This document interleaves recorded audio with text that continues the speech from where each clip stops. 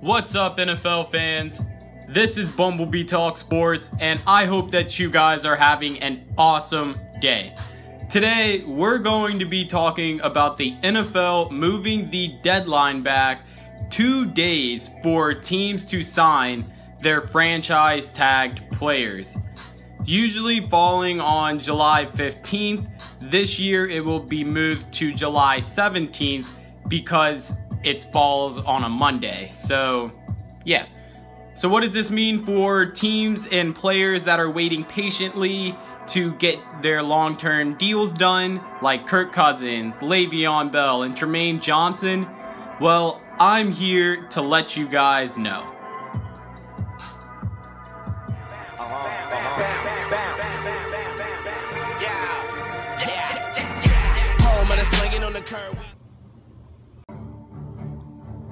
So, first up, we're going to be talking about the Washington Redskins quarterback, Kirk Cousins. And I mean, if I was this guy, I would be the most patient man in the world. I mean, this is not the first time that the Redskins have decided to put the franchise tag on Kirk Cousins. Cousins played under the franchise tag in 2016, in which he made $20 million. Cousins went on to have a fantastic season for the Washington Redskins, even though he couldn't really be that guy towards the end of the season. Throughout, he still threw for 4,917 yards, which was third in the NFL behind, of course, Drew Brees and Matt Ryan. Cousins also broke the Washington Redskins franchise record for most passing yards in a season. And who held that record before? Oh yeah, it was Kirk Cousins when he broke the record in 2015 when he passed for 4,166 yards. Cousins also threw for 25 touchdowns and 12 interceptions last season. But yet, the Washington Redskins have decided to put the franchise tag on Cousins yet again. And why? All I can talk about is how good, statistically wise, Kirk Cousins is. But that's not the reason why I think the Redskins tagged Cousins. I just don't believe that Kirk Cousins is an elite quarterback. I just don't believe that he can be that guy and he can be that leader to go out and win you games when it comes down to it. And we saw it last season in last week's game against the New York Giants. All the Redskins had to do was win. That's all. And I remember this game because I was at this game in person. And Kirk Cousins just wasn't it. I mean, he was 22 of 35 for 287 yards, 1 touchdown and 2 interceptions, and 10 points. Like, 10 points. It's ridiculous. And I think that the Redskins also see that. But right now, he is the best of what they're going to get at this point. They missed out on the draft, and their backups are Colt McCoy and Nate Sudfeld, and that's just not going to cut it. So basically, to wrap this all up, the Redskins have until July 17th to get a deal done with Kirk Cousins, or to pay him $45 million over 2 years, and then just have to sign him to a long-term deal next season anyway. Or you can trade him, but that's a whole nother video. So next up, we're going to be talking about Leveon Bell. And I mean, Leveon Bell is in a whole nother different boat than Kirk Cousins. There are plenty of reasons why the Pittsburgh would sign Bell to a long-term deal. And there are plenty of reasons why they shouldn't, and why they should just go the route of signing him year by year, even if that's the most expensive way. Seeing how if Bell does play under the tag this season, he'll be scheduled to make $12 million when no other running back in the NFL this season is set to make more than $8 million. But for the reasons why the Pittsburgh Steelers should sign Leveon is that he's very productive. He's been productive for the Steelers when he's been available. I mean, He's part of the two-headed monster that can become a three-headed monster if Martavis Bryant can stop smoking weed. I mean, if you look at it, over his career with the Steelers, which is 4 seasons, Leveon Bell has rushed for 4,045 yards and 26 touchdowns.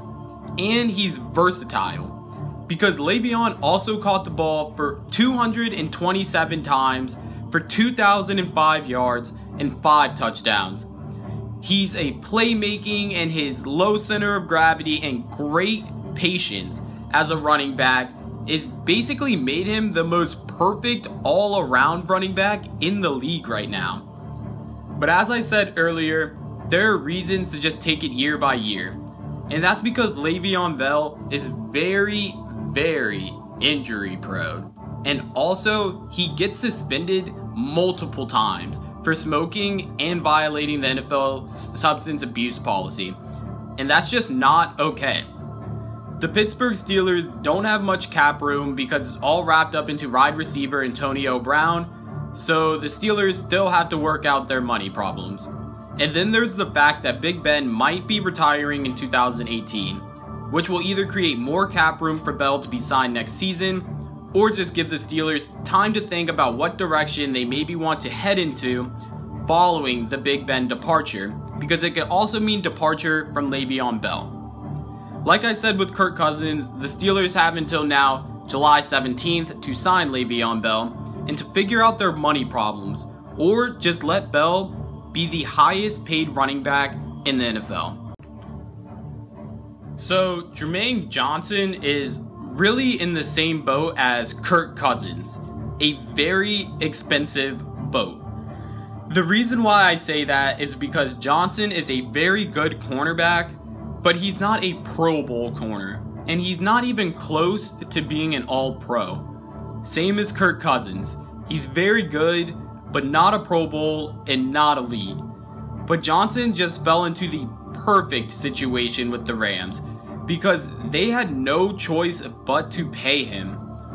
The Los Angeles Rams lost their #1 corner last season in Janoris Jenkins, and with an offense last season that was literally non-existent. Like, yes, literally non-existent. I'm talking to you, Todd Gurley.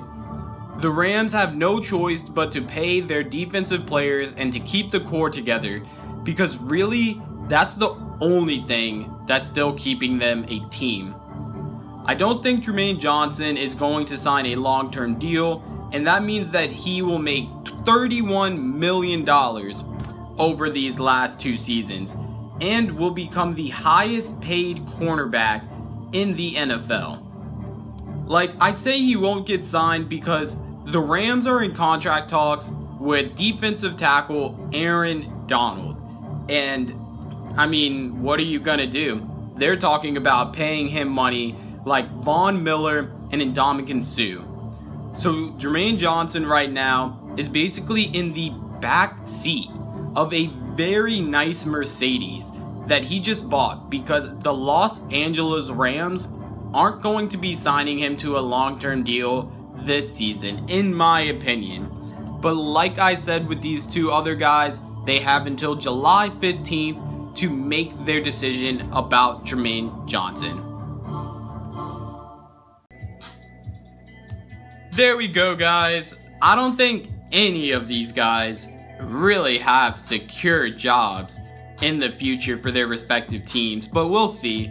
If you guys enjoyed this video, hitting the like button is super awesome, and subscribe to watch more NFL videos like this one. I make NFL predictions, NFL news, NFL rivalries, and also Madden content like rebuilding the Jacksonville Jaguars. Thanks to all of my subscribers already. I do this for you, and we're only going to get bigger and better. Add me on Xbox One and follow me on Twitter. I'll leave those in the description. And as always, thank you guys for tuning into this video, and I'll catch you guys in tomorrow's video.